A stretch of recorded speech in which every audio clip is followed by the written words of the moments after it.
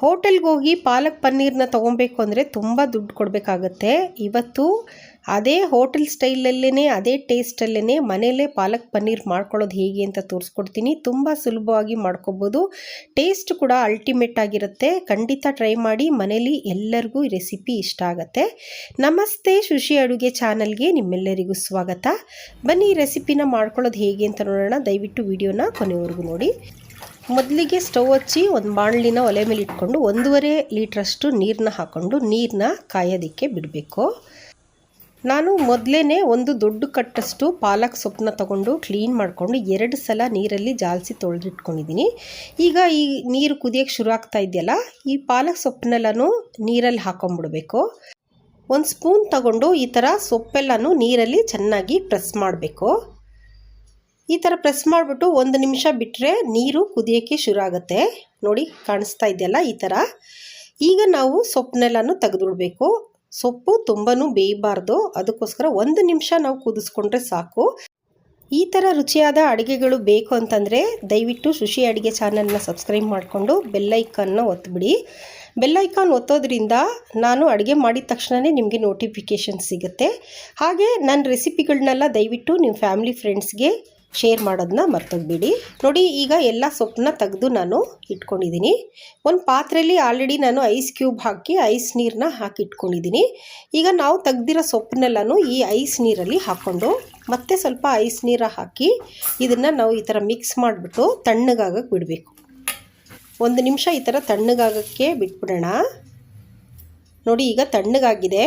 ಸೊಪ್ಪನ್ನೆಲ್ಲನೂ ಇವಾಗ ತೆಗಿಬೇಕು. ನೋಡಿ, ಈ ಥರ ನೀರನ್ನ ಅಲ್ಲೇ ಸೋಸ್ಬಿಟ್ಟು ತೆಗೆದು ಒಂದು ಮಿಕ್ಸಿ ಜಾರಲ್ಲಿ ಹಾಕ್ಕೊಂಬಿಡೋಣ. ನೋಡಿ, ಎಲ್ಲ ಸೊಪ್ಪನ್ನು ಮಿಕ್ಸಿ ಜಾರಲ್ಲಿ ಹಾಕ್ಕೊಂಡಿದ್ದೀನಿ. ಹಾಗೆಯೇ ಇಲ್ಲಿ ನಾನು 5 ಹಸಿಮೆಣ್ಸಿನ್ಕಾಯಿ ಹಾಕ್ಕೊಂಡಿದ್ದೀನಿ. ನಿಮಗೆ ಖಾರ ನೋಡ್ಕೊಂಡು ಎಷ್ಟು ಬೇಕೋ ಅಷ್ಟು ಮೆಣಸಿನ್ಕಾಯಿನ ಹಾಕ್ಕೊಂಡು ಮುಚ್ಚಿಬಿಟ್ಟು ಇದನ್ನು ನುಣ್ಣಗೆ ಪೇಸ್ಟ್ ಮಾಡ್ಕೋಬೇಕು. ವಾವ್, ಕಲರ್ ನೋಡಿ ಎಷ್ಟು ಬ್ಯೂಟಿಫುಲ್ ಆಗಿದೆ ಅಂತೇಳ್ಬಿಟ್ಟು ಇಷ್ಟು ನುಣ್ಣಗೆ ರುಬ್ಬಿದ್ರೆ ಸಾಕು. ಇದನ್ನು ಸೈಡಲ್ಲಿ ಇಟ್ಕೊಂಬಿಡೋಣ. ಈಗ ಸ್ಟವ್ ಹಚ್ಚಿ ಒಂದು ಕಡಾಯಿನ ಒಲೆ ಮೇಲೆ ಇಟ್ಕೊಂಡು 2 ಟೇಬಲ್ ಸ್ಪೂನಷ್ಟು ತುಪ್ಪನ ಹಾಕೋತಾ ಇದ್ದೀನಿ. ತುಪ್ಪದಲ್ಲೇ ಈ ಪಾಲಕ್ ಪನ್ನೀರನ್ನ ಮಾಡಿದ್ರೆ ಫ್ಲೇವರು ತುಂಬ ಚೆನ್ನಾಗಿರುತ್ತೆ. ತುಪ್ಪನ ಉಪಯೋಗಿಸದೇ ಇರೋರು ಎಣ್ಣೆಯಲ್ಲಿ ಕೂಡ ಇದನ್ನ ಮಾಡ್ಕೋಬೋದು. ಈ ತುಪ್ಪ ಕಾದ್ಮೇಲೆ ಅರ್ಧ ಟೀ ಸ್ಪೂನಷ್ಟು ಜೀರಿಗೆ ಹಾಕ್ಕೊಂಡಿದ್ದೀನಿ. ಹಾಗೆ ಇಲ್ಲಿ ನೋಡ್ತಾ ಇದ್ದೀರಲ್ಲ, 2 ಗಡ್ಡೆಯಷ್ಟು ಬೆಳ್ಳುಳ್ಳಿನ ಸುಲಿದು ಎಷ್ಟು ಸಣ್ಣಗಾಗುತ್ತೋ ಅಷ್ಟು ಸಣ್ಣಗೆ ಚಾಪ್ ಮಾಡ್ಕೋಬೇಕು. ಇದನ್ನು ನೋಡಿದ್ರಲ್ಲ, ಎಷ್ಟು ಸಣ್ಣಗೆ ನಾವು ಕಟ್ ಮಾಡ್ಕೊಂಡಿದ್ದೀನಿ. ಅದನ್ನು ಹಾಕ್ಕೊಂಡು ಚೆನ್ನಾಗಿ ಫ್ರೈ ಮಾಡಬೇಕು. ಸ್ವಲ್ಪ ಕಲರ್ ಚೇಂಜ್ ಆಗುತ್ತೆ ಮತ್ತು ಒಳ್ಳೆ ಘಮ ಬರುತ್ತೆ. ಆವಾಗವರೆಗೂ ನಾವು ಇದನ್ನು ಫ್ರೈ ಮಾಡ್ಕೋಬೇಕು. ಹಾಗೆಯೇ ಇಲ್ಲಿ ಒಂದು ಈರುಳ್ಳಿನ ನಾನು ಚಾಪರಲ್ಲಿ ಸಣ್ಣಗೆ ಕಟ್ ಮಾಡ್ಕೊಂಡಿದ್ದೀನಿ. ಚಾಪರ್ ಇಲ್ಲ ಅಂತಂದರೆ ಕೈಯಲ್ಲೇ ಇದು ಆದಷ್ಟು ಎಷ್ಟು ಸಣ್ಣಗಾಗುತ್ತೋ ಅಷ್ಟು ಸಣ್ಣಗೆ ಈರುಳ್ಳಿನ ಕಟ್ ಮಾಡಿಕೊಂಡು ಈ ಬೆಳ್ಳುಳ್ಳಿ ಜೊತೆಗೆ ಸೇರಿಸ್ಕೊಂಡು ತುಪ್ಪದಲ್ಲಿ ನಾವು ಚೆನ್ನಾಗಿ ಹುರ್ಕೋಬೇಕು. ಈರುಳ್ಳಿ ಕೆಂಪಗಾಗಬೇಕು, ಆವಾಗವರೆಗೂ ನಾವು ಫ್ರೈ ಮಾಡ್ಕೋಬೇಕು. ನೋಡಿ, ಈರುಳ್ಳಿ ಕೆಂಪಗಾಗ್ತಾ ಬರ್ತಾ ಇದೆ. 1 ನಿಮಿಷ ನಾವು ಕೈ ಆಡಿಸ್ಕೊಂಡು ಇದನ್ನು ಫ್ರೈ ಮಾಡಿಕೊಂಡ್ರೆ ಈ ಥರ ಕೆಂಪಗಾಗ್ಬಿಡುತ್ತೆ. ನೋಡಿ, ಇಷ್ಟು ಕೆಂಪಗಾದರೆ ಸಾಕು. ಈಗ 1 ಟೊಮೊಟೊನ ಸಣ್ಣದಾಗಿ ಹೆಚ್ಚಿಟ್ಕೊಂಡಿದ್ದೀನಿ. ಅದನ್ನು ಕೂಡ ಸೇರಿಸ್ಕೊಂಡು ಈ ಬೆಳ್ಳುಳ್ಳಿ ಈರುಳ್ಳಿ ಫ್ರೈ ಮಾಡ್ಕೊಂಡಿದ್ವಲ್ಲ ಅದ್ರ ಜೊತೆಗೆ ನಾವು ಟೊಮೊಟೊನ ಒಂದು ಸ್ವಲ್ಪ ಹೊತ್ತು ಚೆನ್ನಾಗಿ ಮಿಕ್ಸ್ ಮಾಡ್ಕೊಳ್ಳೋಣ. ಈ ಟೊಮೊಟೊ ಹಾಕಿದ ಮೇಲೆ ನಾವು ಉಪ್ಪು ಹಾಕ್ಬಿಟ್ಟು ಫ್ರೈ ಮಾಡಿದ್ರೆ ಟೊಮೊಟೊ ಬೇಗನೆ ಮೆತ್ತಗಾಗ್ಬಿಡುತ್ತೆ ಮತ್ತು ಬೇಗ ಬೇಯುತ್ತೆ. ಈಗ ಅರ್ಧ ಚಮಚ ಜೀರಿಗೆ ಪುಡಿ, 1 ಚಮಚ ಗರಂ ಮಸಾಲ ಪುಡಿ, ಅರ್ಧ ಚಮಚ ಕಾಳು ಮೆಣಸಿನ ಪುಡಿ, ಅರ್ಧ ಚಮಚ ಅರಿಶಿಣದ ಪುಡಿನ ಸೇರಿಸ್ಕೊಂಡು ಚೆನ್ನಾಗಿ ಮಿಕ್ಸ್ ಮಾಡೋಣ. ಪುಡಿಗಳು ಮತ್ತು ಟೊಮೊಟೊ ಬೆಳ್ಳುಳ್ಳಿ ಎಲ್ಲನೂ ಹೊಂದ್ಕೋಬೇಕು. ಆ ಥರ ಒಂದು ಸ್ವಲ್ಪ ಹೊತ್ತು ಇದನ್ನು ನಾವು ಈ ಥರ ಮಿಕ್ಸ್ ಮಾಡ್ಕೊಳ್ಳೋಣ. ಈಗ ತಟ್ಟೆ ಮುಚ್ಚಿಬಿಟ್ಟು 1 ನಿಮಿಷ ಇದನ್ನು ಬೇಯಕ್ಕೆ ಬಿಟ್ಬಿಡೋಣ. ನೋಡಿ, ಎಣ್ಣೆ ಬಿಟ್ಕೋತಾ ಇದೆ. ಈಗ ಸ್ಪೂನಿನ ಸಹಾಯದಿಂದನೇ ಟೊಮೊಟೊನೆಲ್ಲನೂ ಅಲ್ಲೇ ಹಿಂಗೆ ಪ್ರೆಸ್ ಮಾಡಿದ್ರೆ ಮ್ಯಾಶ್ ಆಗಿಬಿಡುತ್ತೆ. ಚೆನ್ನಾಗಿ ಮ್ಯಾಶ್ ಮಾಡಿಕೊಂಡು ನಾವು ರುಬ್ಬಿಟ್ಕೊಂಡಿರೋ ಪಾಲಕ್ಕು ಪೇಸ್ಟ್ ಇದೆಯಲ್ಲ ಅದನ್ನು ಸೇರಿಸ್ಕೊಂಡು ಮಿಕ್ಸಿಯಲ್ಲಿ ಒಂದು ಸ್ವಲ್ಪ ಮಸಾಲೆ ಉಳಿದಿರುತ್ತಲ್ಲ ಅದಕ್ಕೆ ಒಂದು ಅರ್ಧ ಗ್ಲಾಸ್ ನೀರನ್ನ ಹಾಕ್ಕೊಂಡು ಅದನ್ನು ಕೂಡ ಸೇರಿಸ್ಕೊಂಡು ಚೆನ್ನಾಗಿ ಈ ಥರ ತಿರುಗಿಸ್ಕೊಂಡು ನಾವು ಮಿಕ್ಸ್ ಮಾಡ್ಕೋಬೇಕು. ಈಗ ನಾವು ಹಾಕಿರೋ ಮಸಾಲೆ ಮತ್ತು ರುಬ್ಬಿರೋ ಪಾಲಕ್ ಎಲ್ಲನೂ ಚೆನ್ನಾಗಿ ಮಿಕ್ಸ್ ಮಾಡಿಬಿಟ್ಟು ಈ ಥರ ಕುದಿಯೋಕ್ಕೆ ಬಿಡಬೇಕು. ನೋಡಿ, ಈ ಥರ ಚೆನ್ನಾಗಿ ಕುದೀತಾ ಇದೆ. ಕಲರು ಕೂಡ ತುಂಬ ಚೆನ್ನಾಗಿ ಕಾಣ್ತಾ ಇದೆ. ನೋಡಿ, ಒಳ್ಳೆ ಘಮನೂ ಬರ್ತಾ ಇದೆ. ಈಗ 1 ಗ್ಲಾಸಷ್ಟು ನೀರನ್ನ ಸೇರಿಸ್ಕೊಳ್ತಾ ಇದ್ದೀನಿ. ಟೋಟಲಾಗಿ 1.5 ಗ್ಲಾಸಷ್ಟು ನೀರು ಹಾಕಿದ್ದೀನಿ. ಕನ್ಸಿಸ್ಟೆನ್ಸಿ ನೋಡಿಕೊಂಡು ನಿಮಗೆ ಎಷ್ಟು ನೀರು ಬೇಕೋ ಅಷ್ಟನ್ನ ಹಾಕ್ಕೊಂಡು ತಟ್ಟೆ ಮುಚ್ಚಿ 2 ನಿಮಿಷ ಇದನ್ನು ನಾವು ಬೇಯಿಸ್ಕೊಳ್ಳೋಣ. ನೋಡಿ ಎಷ್ಟು ಚೆನ್ನಾಗಿ ಕುದೀತಾ ಇದೆ. ಈಗ ನಾನು 300 ಗ್ರಾಮಷ್ಟು ಪನ್ನೀರನ್ನ ತಗೊಂಡು ಈ ಥರ ಸಣ್ಣ ಸಣ್ಣ ಕ್ಯೂಬ್ಗಳಾಗಿ ಕಟ್ ಮಾಡಿ ಇಟ್ಕೊಂಡಿದ್ದೀನಿ.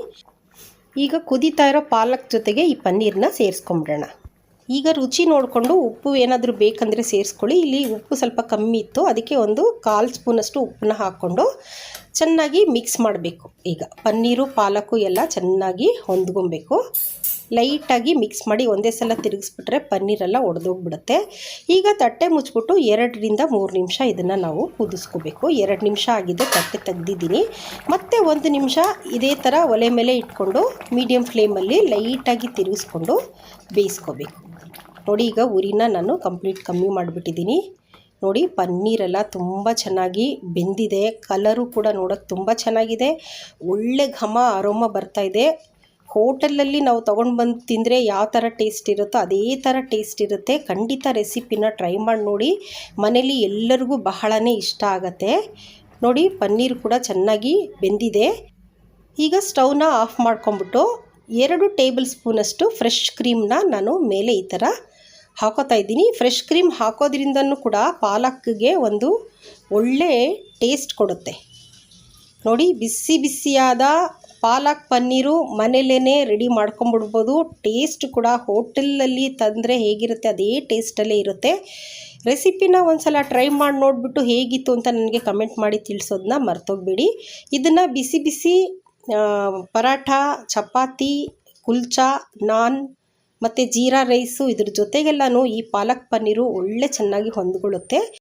ಇಲ್ಲಿ ನಾನು ಪರಾಠ ಜೊತೆಗೆ ಪಾಲಕ್ ಪನ್ನೀರನ್ನ ಟೇಸ್ಟ್ ಮಾಡ್ತಾ ಇದ್ದೀನಿ. ಸಖತ್ತಾಗಿರುತ್ತೆ ಕಾಂಬಿನೇಷನ್ ಮಾತ್ರ. ಈ ವಿಡಿಯೋ ನಿಮ್ಗೆ ಇಷ್ಟ ಆದರೆ ದಯವಿಟ್ಟು ಒಂದು ಲೈಕ್ ಕೊಡಿ. ಹಾಗೆ ನನ್ನ ಚಾನೆಲ್ನ ಸಬ್ಸ್ಕ್ರೈಬ್ ಮಾಡ್ಕೊಳ್ಳಿ. ನನ್ನ ವೀಡಿಯೋಸ್ನೆಲ್ಲ ನಿಮ್ಮ ಫ್ಯಾಮಿಲಿ ಫ್ರೆಂಡ್ಸ್ಗೆ ದಯವಿಟ್ಟು ಶೇರ್ ಮಾಡಿ. ಒಂದು ಲೈಕ್ ಮತ್ತು ಕಮೆಂಟ್ನ ಕೊಡಿ.